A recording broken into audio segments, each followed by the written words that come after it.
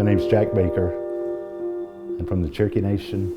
I think to remember the removal bike ride is very important because it teaches our young people about what our ancestors went through, and even more specifically what their own families went through during the removal process, and that is part of their heritage, and that they can obtain strength from the fact that their families went through that and survived. And I think also it's important because it establishes leadership, because I think the people who go on our bike rides will be our future leaders in the Cherokee Nation.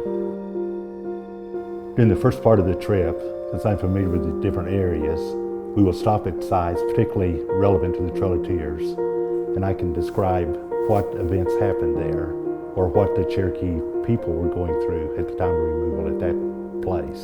And then we can go to the different historic sites and either tell them how their families were directly involved with that or how it affected the Cherokee Nation at the time, what was taking place there.